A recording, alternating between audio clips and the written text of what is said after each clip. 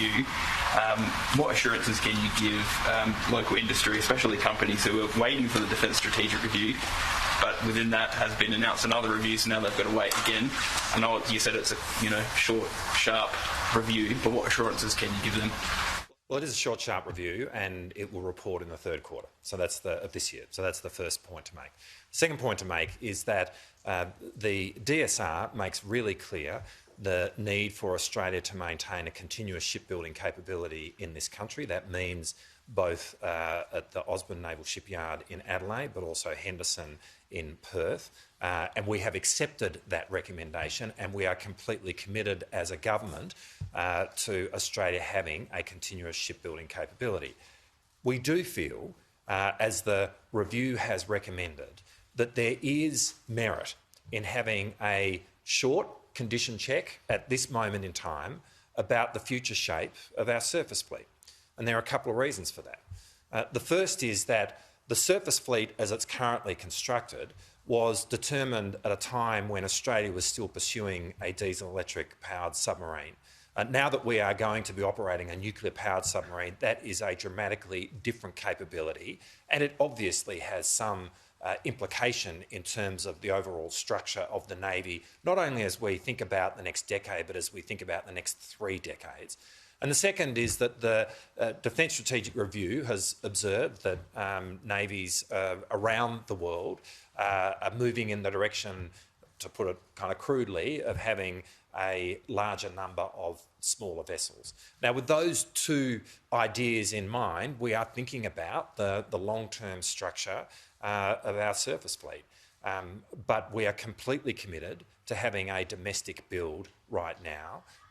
The current work in terms of the construction of Hunter will continue, and this review will report in the third quarter, and it will do so in a way which does not see any disruption.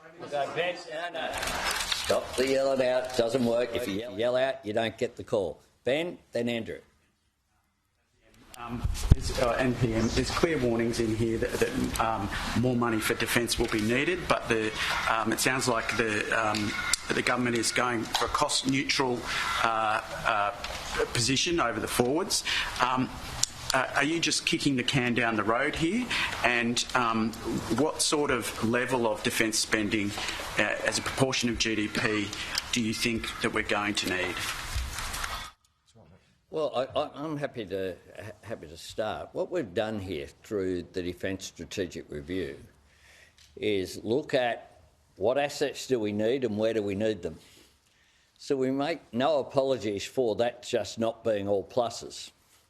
In some cases, what it means when you have a reassessment of what's required, it would be a pretty, frankly, flawed review that just added things on.